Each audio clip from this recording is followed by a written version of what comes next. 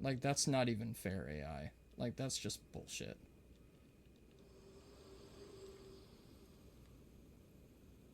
Forgive me. Like, you can literally see her AI predict where my role is going to be. Like, that's kind of bullshit. She shouldn't be able to just track and spin around 180 degrees in midair. Like, that's just bad. And arduous path. Not a big deal, though. It seems my worries were unfounded.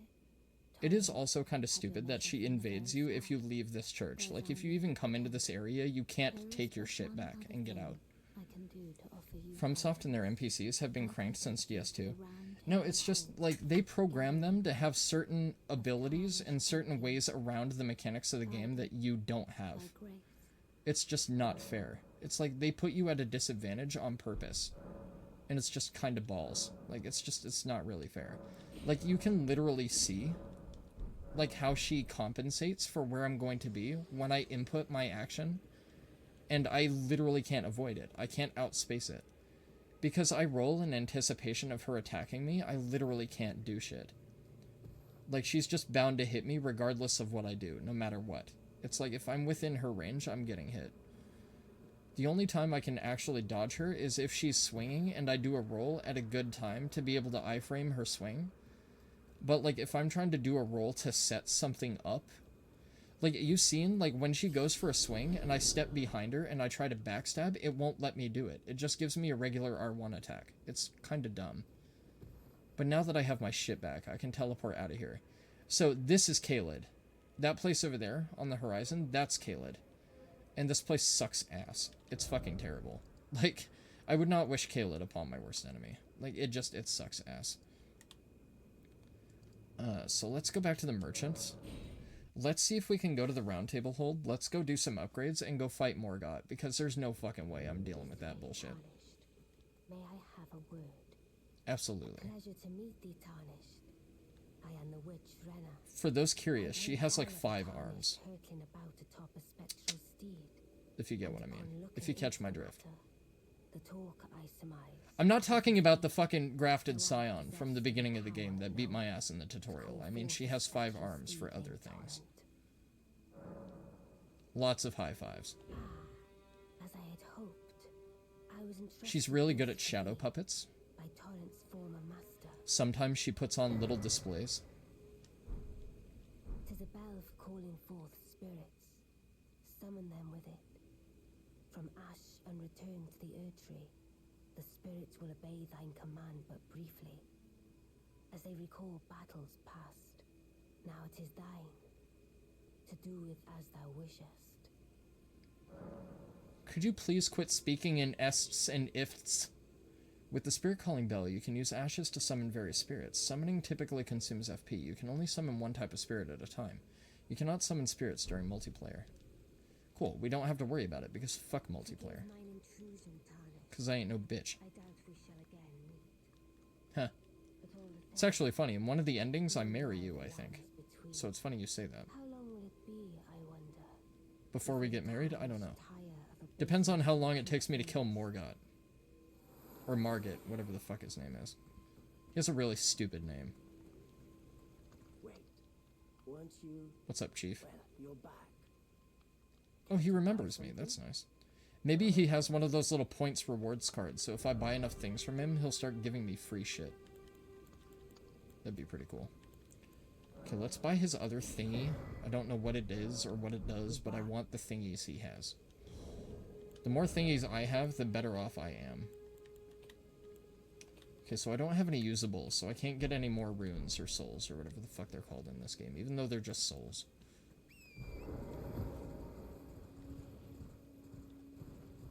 So I guess literally the best thing I can do is go grind a few more enemies, go to the round table hold. Let's try and upgrade one of our weapons at least. Truth be told, I really think my health is probably fine for Margit, but I need to upgrade either my axe or my flail to be able to have any chance at killing him. This is what I was talking about, the axe swing. It's just bullshit. Like, just hit the fucking enemy. I'm right next to him. Like, why do I have to fucking get off the horse at a very precise, specific angle to be able to hit the target that I'm right next to? Kinda bad. question is, I don't know where we can go. I know I've explored this area ad nauseum, and I've killed all these guys like 15 times. Not that I'm any better at fighting them, obviously. I really want to go fight Margit, but I can't fight him right now, because I don't have enough damage. I don't have enough health, and I don't have enough damage. But I need to go grind losers to be able to get the fucking souls, to be able to get the advantage, and it's kinda dumb. Like, it's the first boss of the game, too. Like, this genuinely sets up the majority of what Elden Ring is. Oh, I like how I can circle straight them now, even though I couldn't do that before. That's interesting. Oh, he does not give a shit.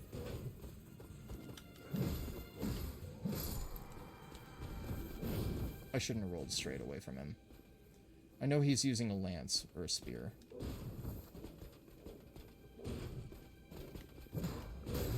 You dick. Such a fucking dick.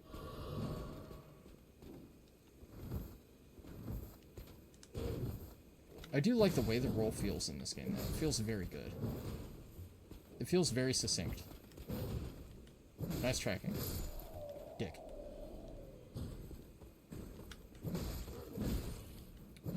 That one had hyper armor that time. That's kind of scary. Wait, was this wolf sitting there spectating him getting his ass beat? He didn't even bother to pitch in? That was stupid. I don't know why I went for 2 there. Why am I rolling straight away from a spear? It's not a very smart plan. It's a good way to get perforated or impaled. Damn it. Thought my animation would be a little bit quicker than his. Okay, so I'm trying to think of other things that I can do. If I can't go fight Margit right now, what can I do? Now I have the spectral summons, so that'll help on Margit a little bit. But I don't think it'll be enough to turn the tide in my favor. But I really don't want to sit out here grinding fucking losers and bozos forever. Like, again, like, I've played about 2.5 hours now. I thought I would have been able to kill Margit by now, but I can't. Because, like, I know I'm not strong enough to fight him. And I need a couple more levels, and if I get a couple more levels, I can invest them into Dex. And if I can invest them into Dex, then I can use the flail. And if I upgrade the flail to, like, +3 or +4 or +5 or something like that, I can kill him pretty easily, I think, but...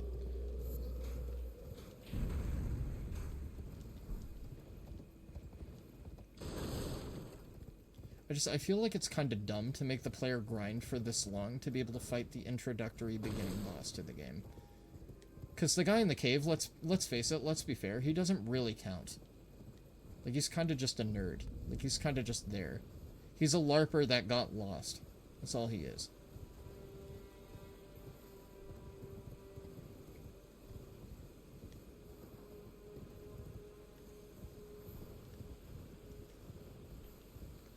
I don't even know how many souls it's going to take me to level up, either.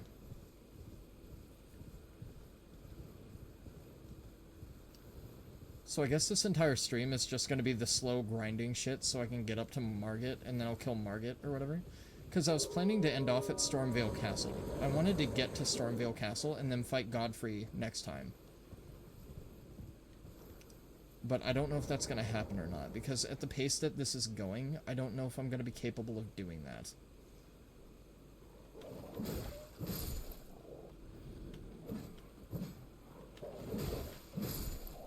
And honestly, Castle Stormveil isn't really all that malicious. It's not really that crazy. It's a little crazy, but it's not that bad.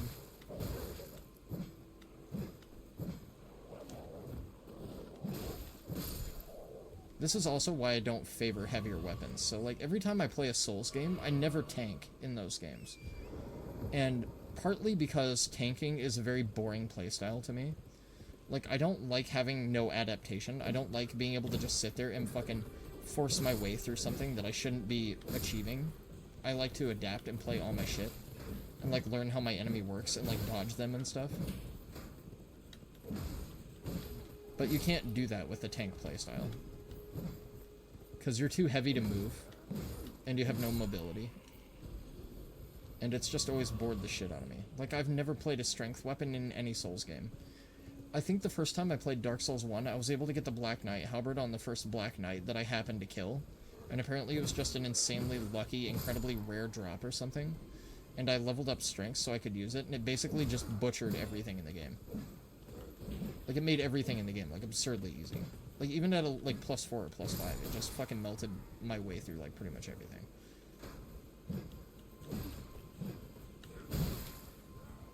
These fucking horse mechanics with the axe swings are starting to really fucking piss me off. Like, it's just stupid. Just hit the fucking enemy. Like, I'm right in front of it. It's kinda doofy.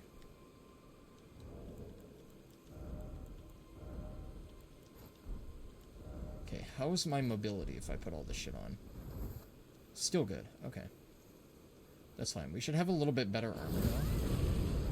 There's no fucking way in hell that that hit me. I'm sorry. There's no way in hell. I ran wide for a reason.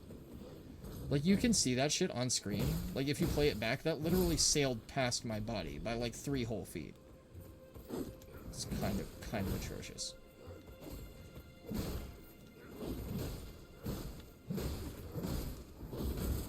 Wish these dudes wouldn't double stack. Thank you. Oh, come on. That was such a good parry. Nice to know that your spear has absolutely no hitbox, even though you're stabbing through me if I'm off to your side. I feel like strength weapons is a false since it gives you an illusion, it gives stagger, but half the time you get marked while swinging that. Yeah, it's half the time you're trading with targets, and I find that really boring. I don't like trading with things. I like gaining the mobility and the advantage, like, for whatever I'm fighting and whatever I have to acclimate and adapt to, is my preference. And that goes in the form of every game like that. That goes, like, in Stellar Blade, that goes in Dark Souls, that goes in, like, fucking everything. I want to play the game as nimble as possible. I'm not gonna lie, these horse mechanics for combat are fucking terrible. That's such bad shit right there. Like, the fact that I can get mobbed and slammed on by a group of enemies that I'm wildly swinging my weapon through is just fucking nuts to me. Okay, cool. Don't double down D-pad. Just read one D-pad. That's fine. I don't have FP anyway, so I don't really care. So I think I need 6 levels, so I guess it's just going to be a boring grind until I get enough souls to be able to get those 6 levels before we fight Margit. And I'm sorry, I wish I could make this more entertaining, but it's kind of just the way the game is made. So it's like, I knew this was going to be kind of how it would go. I didn't think it'd be this bad, however. I thought I'd be able to make more steady progress than this, but I guess not. But the good news is if I just get the grinding out of the way, which I could do off-screen, but I feel like that kind of voids the Elden Ring experience. Because they want it to be open world. They want you to grind. They want you to explore. They want you to go out and fight enemies. They want you to go out and encounter bosses that are in the overworld. Like, this is what they intend, development-wise. But like I was saying before, it's like the way they've gauged it for the beginning of the game is just not good. Like, it's not natural. Like, I've already done a sufficient amount of exploration. I've done about 2 hours of it. I should be able to fight the first fucking boss. But I know you can't. Because I've tried to do it before. I've tried to run straight to Margit, and I got fucking whopped. Like, really bad. So let's go to the round table hold. Very well. Let my hand rest upon you for but a moment. You know what might be a good idea? If I pump just like 2 upgrades maybe into my axe, so it does more damage so I can kill enemies more efficiently, that might be a good idea. And even then, even if I take oodles of damage, I think the damage output will be enough. The Round Table Hold is a place where Tarnished gather, guided by grace. Combat is prohibited on the premises due to a pact of non-aggression. This rule is in effect when the Round Table Hold icon is displayed.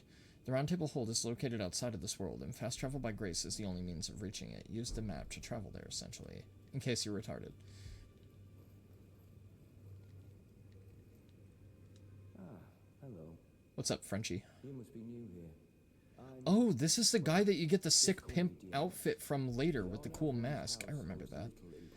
Emergency room XP. Bend on your knees till you get sodomized enough to like it. No, it's not that. It's just, it's a ludicrous grind. It's such a bad grind. And this is kind of the reason I don't like open world shit. I like linearity. Because, you know, if I were to go play Dark Souls 1 right now, I could leave the Undead Asylum. I could go to the Undead Burg. I could kill Hollows. I could go kill a couple bandits. You know, I could be level fucking 30 in no time. You know. And I could go past the fucking Taurus demon, I could go past all the other bullshit, and I'd be fine. But in this game, you have to go spend hours and hours and hours just to grind to fight the first fucking dude. It's like, why? I don't think it's a bad structure. I think it's badly balanced. Like, it's just not well gauged, I don't think. Also, I'm calling this the Harry Potter armor because I have, like, Gryffindor, and then I have a tree, which is not really a snake, but it kind of reminds me of Harry Potter a little bit. So, if we strengthen armament, how much does it take? It doesn't take a lot. Oh, it takes a lot more smithing stones to upgrade shit than I thought. Okay, so I'm not going to be able to do another strengthen of my main armament like I thought I could, because it takes way too many smithing materials. So I'm going to save the other 2 smithing materials upgrades for my flail, I think.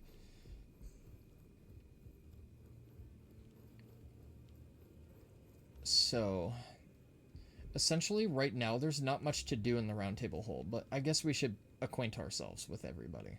Oh, this is a rare occasion. I can't remember the last time. This guy kind of looks like Great Value Sauron, a little bit. Although Sauron's armor is so much cooler. And honestly, I wish Dark Souls was released in the year of 2024, that way there could be DLC, or an expansion, or you could, like, pay to get his outfit, because Sauron's armor is so fucking cool. Bigger ain't always better, because it spreads the butter way too thin when it should have been thick, yeah.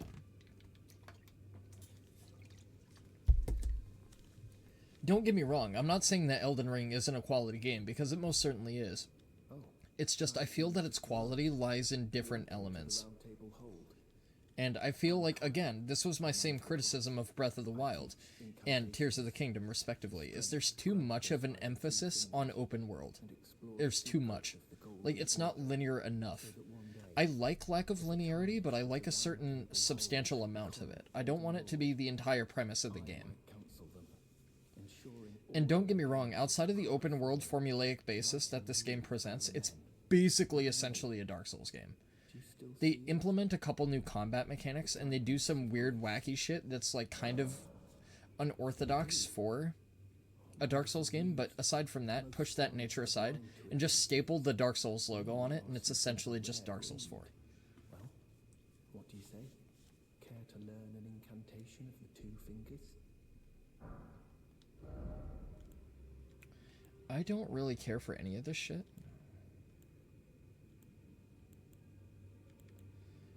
I think I want Cure Poison. I think I'll take that. But I don't have Cure Rot. So I still have 1,300 souls, so I could probably get at least 1 level, maybe? Yeah, this dude's kind of just a peen. Like, he's the guy that doesn't talk to you, you're the new kid or whatever, and he just thinks he's too good for you, you know? Okay, so we can't really do anything too crazy here yet. We can get some armor and we can get some weapons, but we don't need either of those. The armor we're rocking is totally sufficient. It's totally fine and dandy for right now. But when I get my drip later, we're definitely going to be sporting the crazy blood drip. No, that was not a pun or a play on words. Fuck off. It was just naturally how it came out, okay? Let's go meet Fia. Greetings, great champion called by grace. I am Fia. Circumstances have compelled my stay at the Round Table Hold. Great champion, would you allow me to hold you? But briefly, perhaps you might share with me some of your lively vigor and your stout-heartedness. Doing so will grant me the warmth of a champion, and you, I am sure, will bear a Baldakin's blessing. Do you think it vulgar, perhaps? Where I come from, it is a sacred act. Sorry, lady, I was told by my parents to never talk to strangers, that and you're kind of a necrophile and you sleep with dead people. I understand. Your disdain is only natural, but should you change your mind, come pay me another visit. Yeah, we'll get a Motel 6. Not very likely to happen anytime soon. So I know if you get cuddled with her or whatever, that, like, you get some sort of bad status. You get some sort of detriment to your health or something like that. But there is a benefit to it. I just can't remember what the benefit is. Also, this guy has one of the sickest armors in the game. I don't believe we've met. Think your criticism handles it the same for Ragnarok 2 regarding open world? No, Ragnarok, honestly, Ragnarok struck the perfect balance because a lot of the open world was dedicated to side content. It was a lot of optional shit. Like, for example, you don't have to go to the Vanaheim crater. You don't have to do that. You don't have to go do all the crazy side quests. You can just progress through the game at a natural narrative basis if you want to. But a lot of the game's playability and a lot of the boss fights and a lot of the encounters or whatever come from open world shit. But there's a steady supply and there's a steady trickle of main progressive story content and dynamic bosses and stuff like that. Like, when you go to Vanaheim and you fight the fucking Nithog, like, that shit is just progressive. You know, like, when you fight Thor for the first time or whatever, like, that shit's narratively intertwined. And there's not a huge emphatic focus on the open world explorative aspect. It's more of just a sub-fundamental to the game if you want to unlock build variety and stuff like that. Like, if you want more customization, so you can make your combat capabilities a little bit more varied, if you want new skills that you didn't get before or whatever, it's all about fundamentally supporting all those different skills and playstyles and stuff like that. Whereas this game takes on more of a identity of being open world, and it feels like the rest of the game is structured around it primarily being open world. But being open world takes the primary focus of everything, essentially. And then it feels like they've trickled in other supporting elements for the open world, rather than the game being structured around a narrative story basis to propel you forward at a natural pace, and then having this shit sprinkled like a fine spice around it to, you know, sweeten the pot, sweeten the deal, you know. And then I remember these things are really important for something, but I fucking don't remember why at all. I cannot tell you. I cannot remember why. I know it has something to do with arts. It has something to do with arts and weapons, but I don't remember what it is. But I kind of want to, like, rediscover all the elements to this game, and this is why I took such an extended vacation from it, is I wanted to forget as much as I could about it, to have as natural of an experience with it as I could again. Because, like, I had it the first time, and I want to be able to re-experience that and reattain that glory of the first Elden Ring playthrough. And honestly, playing Elden Ring the first time, watching the trailers gave me too much knowledge for certain things. Like, when I got to Caelid, because the area was red sand, and because the sky was red and stuff, I was like, oh, this is where Radon is, the guy on the horse that I saw in the trailer. This is where he's at. When I got to Michaela's Erdtree or whatever, I was like, oh, I guess I know who's gonna be here. It's Melania. You know, Queen of the Erdtree, whatever. When I got to Crumbling Farum Azula, or whatever the fuck that place was called, I was like, oh, Malekith, the dog dude, is gonna be here, because I remember seeing him in the trailer, and this area looks similar, you know? Like, I feel like the trailer fed me too much.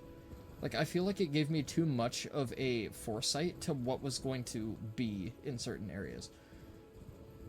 And I think the foresight is good, and I also think the foresight sucks.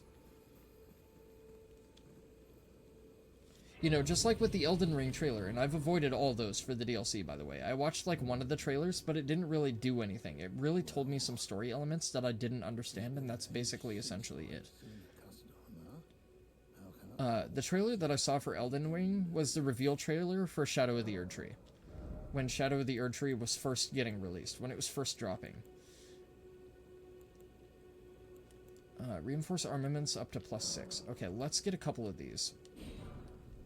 I'm going to need those. I know I just spent all my souls, but, like, I need those for upgrading my flail. And the reason I only watched the trailer the one time upon its initial unveiling was I didn't want it to spoil my experience with the DLC. Because the DLC is the only and final piece of content they're making for Elden Ring, obviously. And I didn't want the same thing to happen for the DLC that happened to me with the base game. I didn't want to have any sort of idea of what to expect.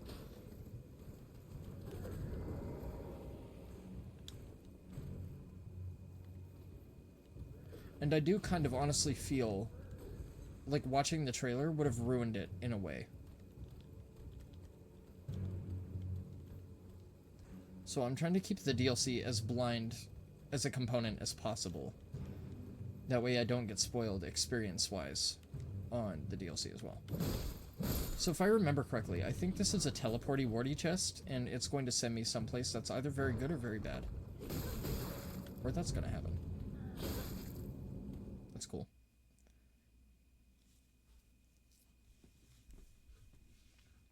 So the thing is, I don't remember if this takes me to Landel, or if this takes me to... Oh, it's Landel. I thought it was Layendel. That's weird. But yeah, we're going to be rolling in the deep a little bit if we go up these stairs, because there's a very, very bad man up these stairs. And there's not really a benefit to fighting him, honestly. You got a good memory for a trailer spoiling while playing? It's just, I remember elements of it. I remember a dog thing that breathed like that stone gas, and I remember this dude with red hair. I remember this ginger guy with like firepower or something. There's a box here that I want, and if this guy kills me, that's fine, because I just want the box. That's all I really care about. It's on the other side. You're not done, are you? No third swing? Okay.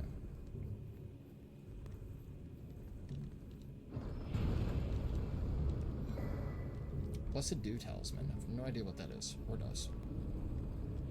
Oh, that was close. Okay, thanks, bye. Wham bam, thank you, ma'am. Rested side of grace. Okay, so now that we've gotten past the big scary man, let's go back. See, look how far we're up on the map. Like, this is fucking ridiculous. Like, we've only been down here to Limgrave, but this map gets so fucking ridiculous. I remember when I first played this game for the very first time, having not explored the entirety of the overworld, just how insanely big it got. I was actually, like, blown away and impressed by, like, how big the world was. And I think it's kind of cool that they seamlessly blend all the areas together, because, like, in a way, it feels like they're stitched together, if you know what I mean. It feels like, in a way, they're unnaturally juxtaposed with each other. But in other elements, it feels like it's very naturally woven. Like, it's narratively, directively purposeful with the way that they do it. And it's really good in certain places, and it feels very, very bad in other places. Oh yeah, there's the big golden tree that I forgot to mention. Maybe I did mention it at one point, but it's kind of hard to miss. It's just I've been looking at the ground a lot of the time.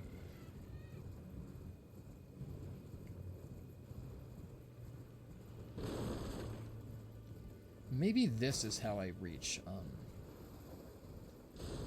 No, because this is the edge of water right here. If this is the edge of water, then this can't be how I reach the island. I don't need to get to the island, like, it's not a big deal. If I can't get there, it's just I'd rather figure out how to get there than avoid it. I hear the opposite, where folks got burnt out on the open world. Like I said, it's very well naturally woven in certain places, and then in other places it feels very juxtaposed and very forced. Like, the border between Caelid and Limgrave is not very good. Like, it blends far too unnaturally for it to feel genuine. You know what I mean? But it is kind of annoying to have to explore an overworld rather than going through an area. Like, that's kind of why I like Stellar Blade, and I'm enjoying Stellar Blade a lot, especially now that I know how the game dictates inputs in combat and stuff like that. It's not that the game was not reading my input, it's that it was reading it too well. So basically it queues a lot of things. Like, it buffers inputs like a motherfucker. So, like, if you do 2 squares literally back to back, it'll literally queue 2 attacks up. And that's usually a good thing to have in games that have an extreme focus on combat. And God of War Ragnarok does the same thing. And it gets me fucked when I'm fighting berserkers sometimes. And it's a little bit annoying, but, like, it's good in a way. Like, I appreciate it being there, because that means that the developers had the foresight and they had the attention to their craft to put that kind of element in there. So, like, that means that they gave a shit about their game to refine it. And I like that, as opposed to a game not reading input because the developers were just too lazy. Like, if you take a game like Nioh, for example, I'm not saying, like, Team Ninja makes lazy combat design, because their combat design is anything but.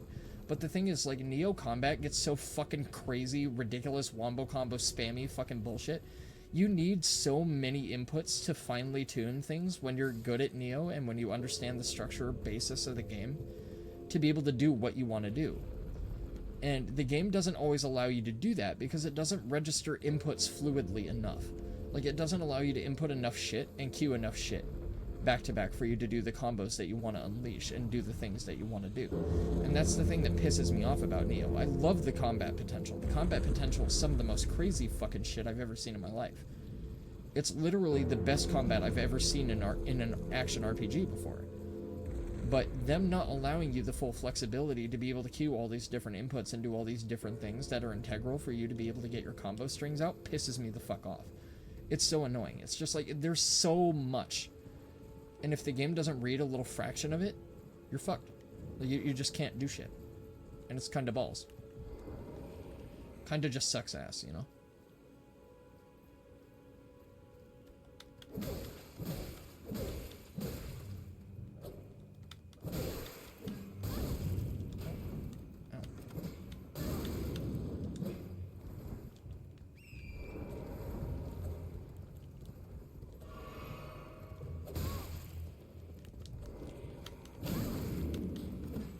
Are you fucking serious?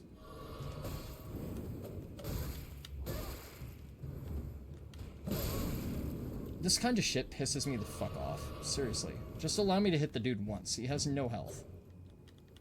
Just allow me to hit the prick once. But no, they get to sit there and stun lock you. Your inputs don't work because they're coming out of animations and triggering different animations and you're trying to fucking do items and they won't let you. Like, that guy hadn't even swung his sword yet. How the fuck did he even hit me right there? Like, what the fuck? It's just stupid bullshit.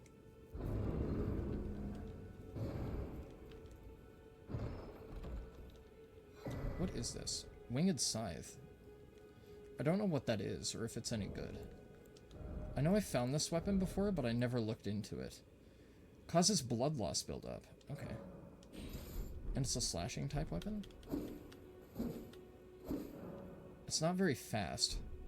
Okay, I know how to use bows. Same as ever from some game. I want to see how fast the blood loss buildup was. Okay, this is not a weapon that you want to one-hand. How do I two-hand? Hold triangle? No. Hold R1? No. Hold L1? No. That's parry. How do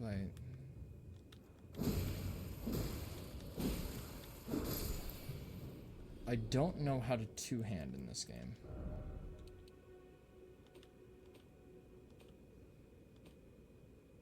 Here we go. R1 attack. RH? What is RH? I don't know what RH is.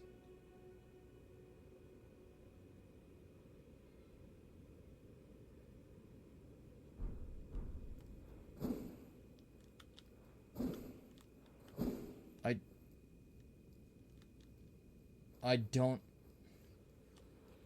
I'm sorry, that doesn't make sense. I don't know how to two-hand your weapons, dude. Like, what does RH mean? I don't know how to interpret RH. How am I supposed to, like, right hand? That's the only thing I can think of. Can you not double-hand a weapon unless it's in your left? Like, I don't know. I don't know. Like, the game is too convoluted. Like, I don't...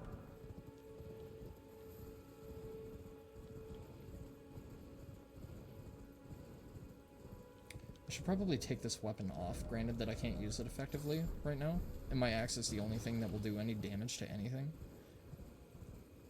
I've already been in this one, yeah, because I already talked to the guy in the chair, I think. Yeah, because there'd be a purple beam in front of the statue if I hadn't been here before. I just have a very poor memory. The buffering queue is a quality that people really rarely talk about, but has massive implications on enjoyment. Yeah, because like I said, it's like the developers actually took the time to dedicate themselves to understanding their game and their player base. I thought I tried that before. Oh, thank you, Payne. Okay, alright. Thank you. It's just, it's a little bit convoluted.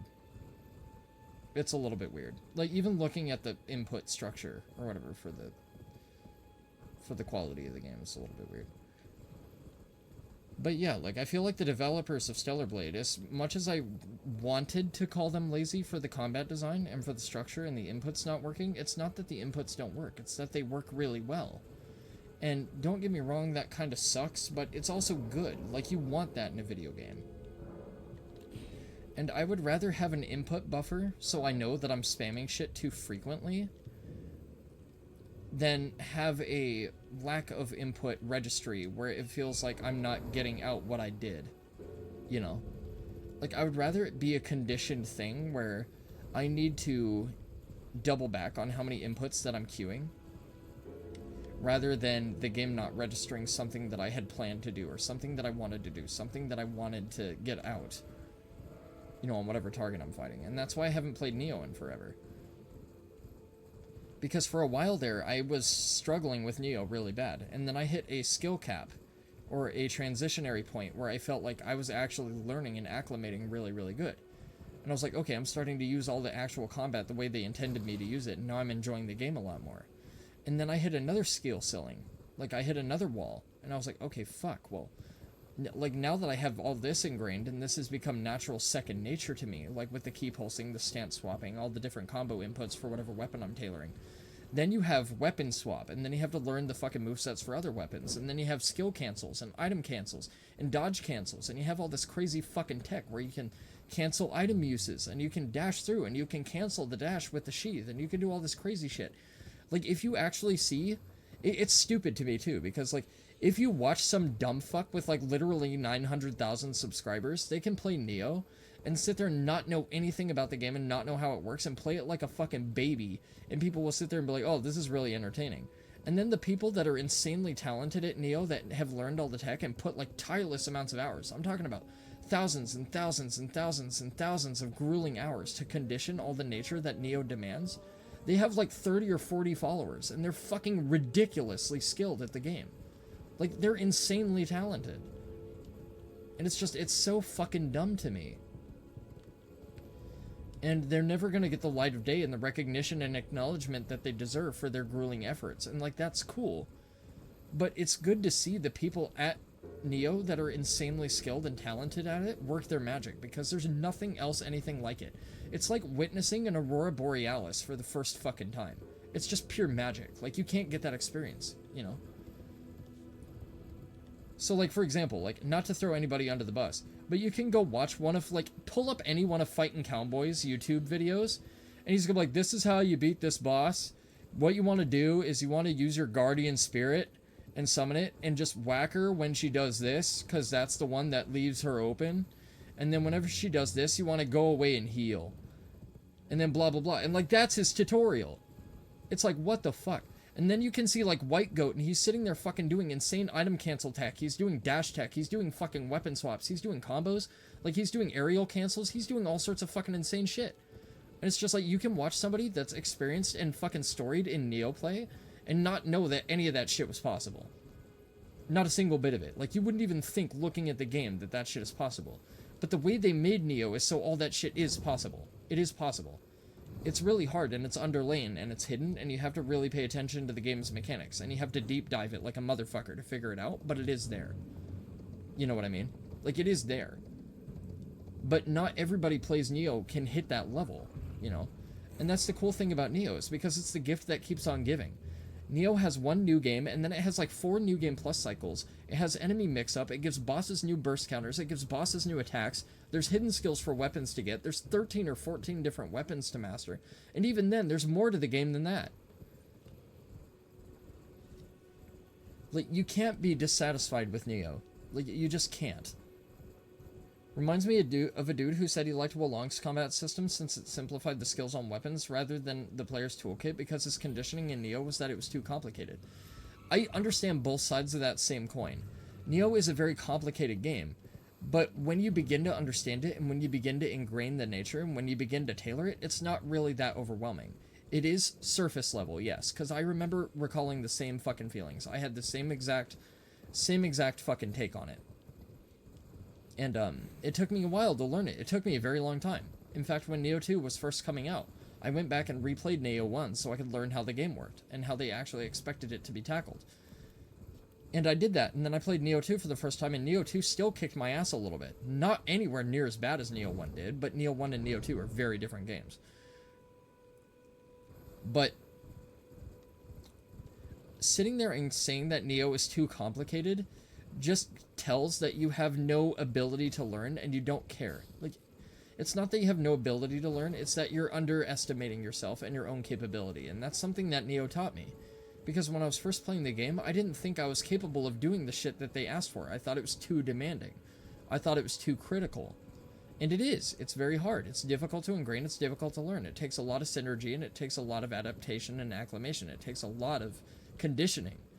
Like, a lot of Neo's underlying combat nature is not immediately accessible for everybody. But that's also partly the beauty of it, I think.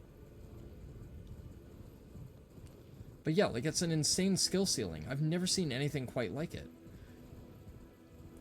And that's why when I see every Soulser play fucking Neo for the first time, and they're like, this game fucking sucks. It's not like Dark Souls, blah, blah, blah. Like, no, it's not like Dark Souls. It's way better than Dark Souls. Team Ninja has way better combat. The thing I like about FromSoft is they have great lore, great worlds, they have great boss concepts in certain doses. And then Team Ninja has shit story. They have excellent combat. They have some really good bosses, and they have some very bad gimmick bosses. But like FromSoft and Team Ninja respectively excel at different things in different fields in different ways. Like, Neo has some really good boss fights in it. Like, I've never seen anything quite like Sonata Yukimura. I would love to see a Souls game do a take on Sonata Yukimura or something of that dynamic. But, you know, like, Shibata Katsui, like Sonata Yukimura, Shootin' Doji, like, Neo has some great fights. It has some really good bosses in it. And it's one of the best Souls-like, if not the best Souls-like I've ever played to this day. That being said, fuck the first Neo. Fuck Neo 1. I fucking hate Neo 1. Except for Sonata. Sonata's cool. Saratobi also gets a pass. Sasuke is kind of cool, too. But, like, Neo 2 is just structurally such a more sound game. It's so much more beginner-friendly. It's so much more forgiving. Like, it's a way better game, in my opinion. But, like, it's weird to see people play Neo for the first time and then play it for a couple hours and then, you know, get really frustrated with it and then quit it and say the game is not as good because they are incapable of understanding its dynamics and its combat structure. It's like, no, it's actually really good. If you take the time to respect it and you take the time to work in the conditioning, you can see its potential and how good it actually is. But it's just, I haven't played Neo in forever because I feel like I hit a skill ceiling that I can now not pass. And it's not because of my lack of skill. Like, don't get me wrong. I'm not saying I'm good at the game by anything. Like, I'm not saying I'm good at the game by any means. Not at all.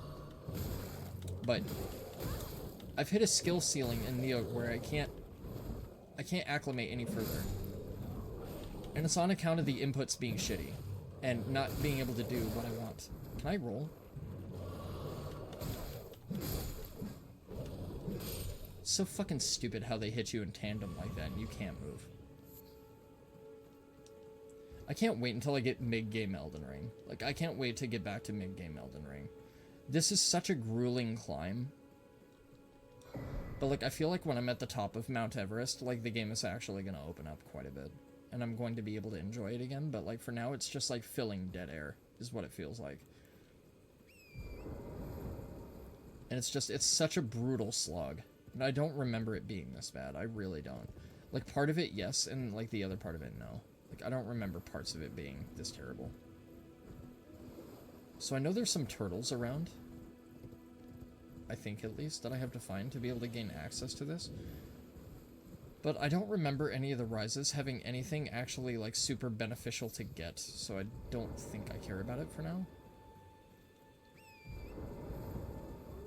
But I only have 1,000 souls. There's a Site of Grace over here. Let me go activate the Site of Grace. We'll go down here and fuck with these idiots. And then once I get enough souls, we'll go fight Margit, and that'll be the end of stream, I think. Because I've been up for quite a while. I've been up for nearly 3 hours, and I still haven't made any substantial progress. What the fuck is that? Why the fuck is that? What does it do? Okay, these guys aren't really hard to kill. They are when they do that. Your weapon is not that long.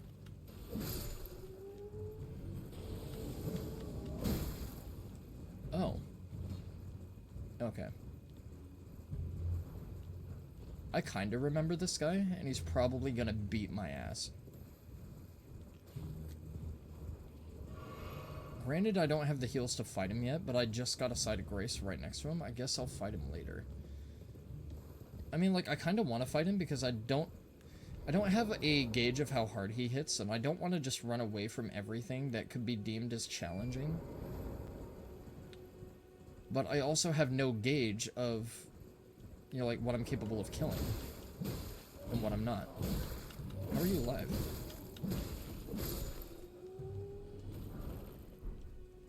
Let me see how hard he hits. So I'm not gonna heal. If he happens to one-shot me, then whatever. It is what it is, but... Wait, where is he? Is he not here anymore? Maybe you have to fight him with that group of dudes, because he doesn't appear to be here anymore. That's a shame. This was like the one guy I was actually willing to battle, too. Damn. That's unfortunate. I'm sorry about that. I was actually going to give him a solid go, too. Probably wouldn't have been able to beat him. At least not with my current weapon. But...